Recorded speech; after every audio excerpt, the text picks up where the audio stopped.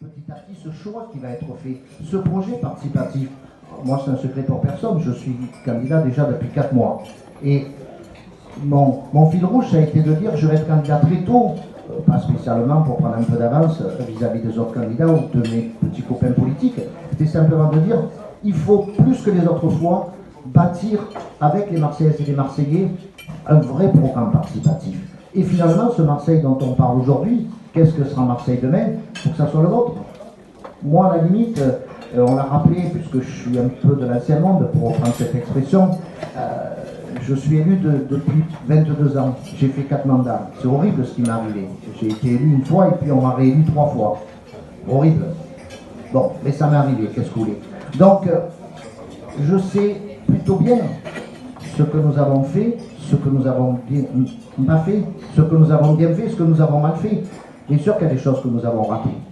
Moi, je dirais simplement une chose, c'est que en 20 ans, Marseille s'est transformé, Marseille a changé, Marseille a évolué. Ça, on ne peut pas le nier. Alors on me dira, oui, mais ça, c'est la carte postale. La carte postale, elle est magnifique. Il suffit de la regarder. La carte postale, elle est magnifique. Et donc, les candidats de Gaudin, c'est cette belle carte postale, cette belle photo, cette belle peinture, ce joli truc-là. C'est magnifique. Oui, mais derrière cette carte postale, il y a les Marseillaises et les Marseillais. Et une des questions qu'on doit se poser sans tabou, c'est est-ce que tous les Marseillais et toutes les Marseillaises ont profité de cette belle carte postale? Bien sûr que non. Bien sûr que non. Et si j'étais provocateur, je pourrais même dire on a peut-être trop travaillé pour Marseille et pas assez pour les Marseillais et les Marseillaises. Et c'est ça qu'il va falloir faire aujourd'hui. C'est se servir de cette magnifique carte postale, de ce magnifique écrin. Et là, alors très égoïstement, là je ne suis pas mauvais, je dis franchement, on nous le doit un peu, voire beaucoup.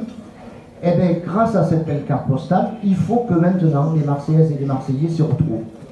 Alors ça va bien évidemment à mieux travailler dans le domaine des écoles. Moi, je ne vais pas m'affranchir du problème des écoles. Il y a un débat aujourd'hui sur le partenariat public-privé.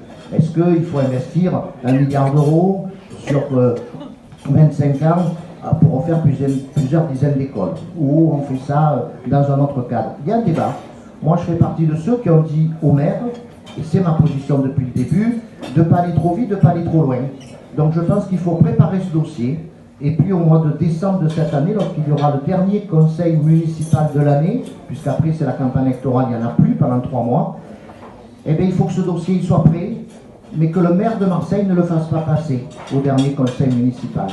Il faut qu'il laisse le choix au prochain maire de le faire ou de ne pas le faire.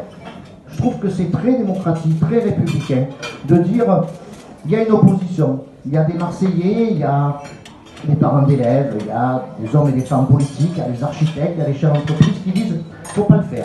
Et puis il y en a beaucoup d'autres qui disent il faut le faire. C'est un sujet où il faut être consensuel. Donc moi je pense qu'il faut le préparer, parce que ça serait une erreur politique de ne pas le préparer. Il en va vraiment du quotidien de nos enfants. Il faut le préparer, puis il faut le poser sur la table à la fin de l'année. Et dire voilà, celui ou celle que les Marseillais vont élire maire de Marseille, ben, il aura ce choix de continuer.